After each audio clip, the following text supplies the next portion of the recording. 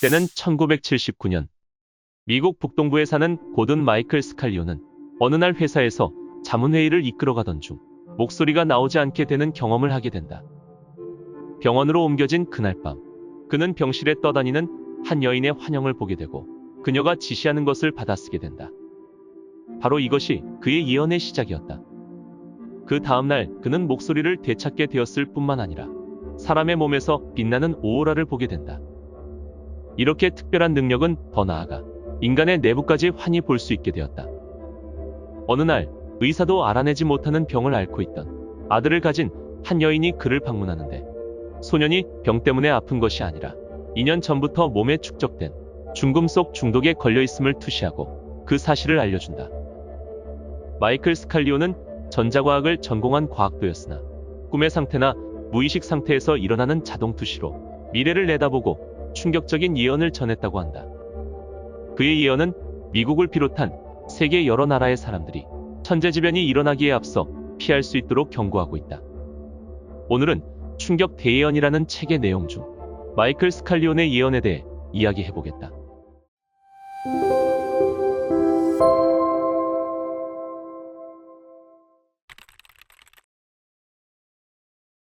그는 미국의 미래 지도를 만들어냈는데, 이 지도를 보면 새롭게 형성된 서부 해안선이 현재의 서부와 캘리포니아를 대신하고 있으며, 미시시피강은 그 영역이 거대하게 넓어져 뉴저지의 대부분이 물에 잠긴다는 것을 알 수 있다. 캘리포니아의 대부분이 바다에 잠겨 있으며 보다 높은 고지대들은 섬으로 남게 되어 사람들에게 캘리포니아 제도로 알려지게 된다고 한다. 또 미국의 동부 해안은 북미 평원의 지각 변동의 결과로 발생한 지진을 겪게 될 것이라고 한다. 지진의 활동은 전 동부 해안선을 따라 일어나게 된다. 맨해튼은 강진에 의해 크기가 반으로 줄어들게 된다. 미래의 미국 지도에는 지각 변동의 결과 남게 되는 주들의 여러 집단들이 단일 자치주로 병합돼 미연방은 다시 한번 13개 자치주로 탄생한다고 돼 있다. 스칼리오는 미국 붕괴의 경고로 여러 차례에 걸쳐서 워싱턴주에 있는 베이커산과 레이니어산에 관한 위험성을 지적해왔다. 특히 레이니어산의 화산 폭발은 곧 미국의 파멸을 의미하는 첫 신호라는 것이다. 레이니어산에서는 1991년 필리핀의 피나투보산 폭발과 세인트 헬렌산의 화산 폭발을 합친 것보다 더 큰, 가장 큰 대규모의 화산 폭발이 일어나게 되며, 인근의 시애틀은 폭발과 지진, 그리고 화산재로 심하게 피해를 입을 것이라고 했다. 레이니어산의 폭발은 지진이 워싱턴주와 오리건주를 강타함에 따라 일어나게 되는데, 이 산 폭발 후 캘리포니아에는 초대형 지진과 지각의 침강을 겪게 될 것이라고 예언하고 있다. 캘리포니아와 로스앤젤레스 지역에서는 3차례의 지진을 경험하게 된다고 하는데, 2번의 지진은 이미 적중했으며 마지막에 오는 지진은 8.0이 넘는 강진이 될 것이라고 한다. 이러한 대격변이 일어나기 전 점차적으로 기후에 이상 현상이 일어납니다. 수천 명이 유행성 독감과 비슷한 증상을 경험하게 될 것입니다. 지구의 기후 변화는 그 심각성이 더해질 것이며, 해저로 가라앉는 일본으로부터 거대한 해일이 옮겨와 하와이 섬들을 덮어버리게 됩니다. 하와이 제도 중 오직 4개의 섬들만이 사람이 살 수 있게 됩니다. 지구의 12개 화산에서 폭발이 일어나며 전염병과 새로운 병들이 나타나게 됩니다. 미국은 경제가 몰락하고 약탈과 같은 혼란이 발생하게 됩니다. 스칼리오는 에드가 케이시와 마찬가지로 아틀란티스의 대륙이 떠오르게 될 것임을 예언했다.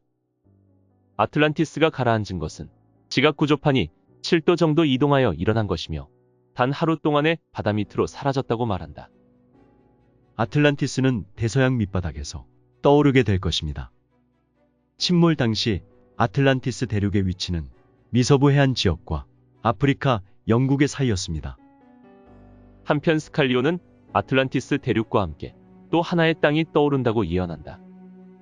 대서양에서 새로운 육지가 나타날 때 하와이 제도 동쪽으로 약 1,000마일 떨어진 태평양에서도 새 땅이 떠오를 것입니다. 이것은 약 5만 4천 년 전 아주 큰 극이동이 있었을 때 바다 밑으로 가라앉았던 고대 황금의 도시 뮤임이 밝혀질 것입니다.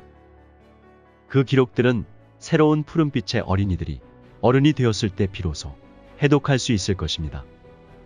그들은 고대 황금 도시에서 발견되는 조각들에 새겨진 메시지들을 영적으로 읽을 수 있기 때문입니다.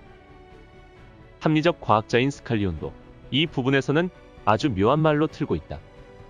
그 자신도 그 이상은 잘 모르기 때문일까? 아니면 일부러 감추는 것일까?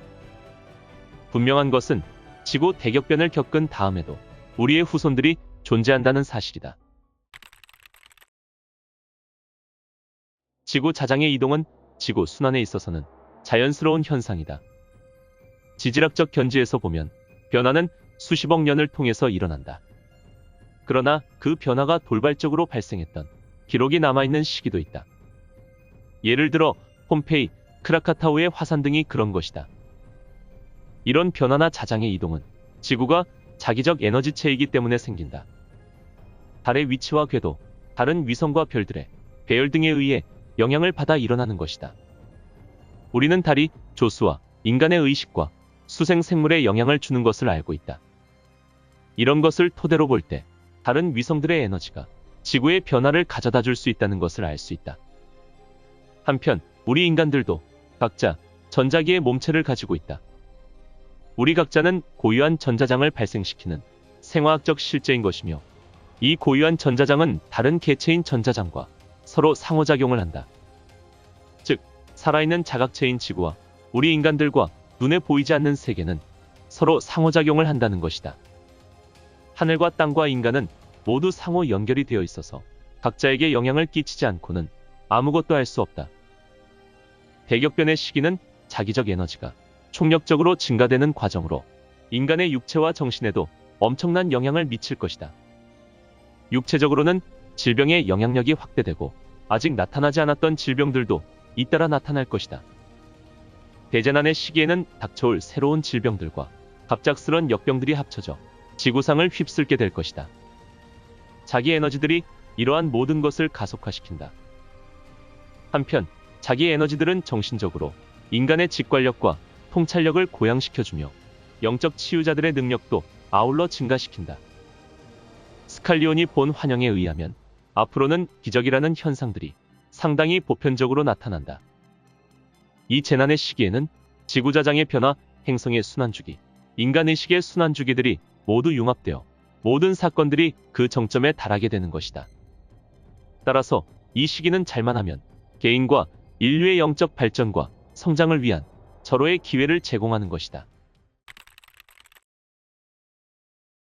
스칼리온은 자신이 보는 환영들이 모두 침울하고 파괴적인 것만은 아니라고 한다.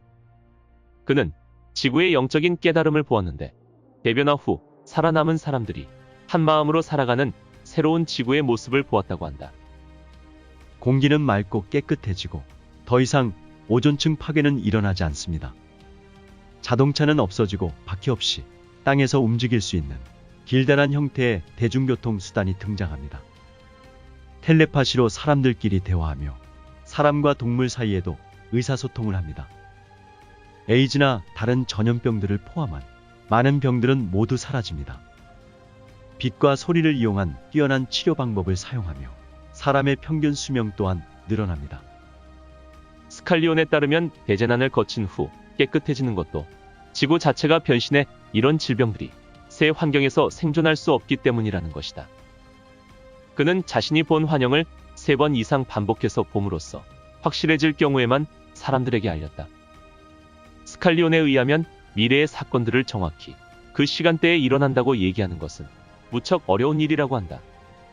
하지만 예언했던 바로 그 시간에 발생하지 않은 사건들은 예언한 시간대보다 빨리 혹은 늦게 일어나는 등 결국에는 모두 발생한다고 한다.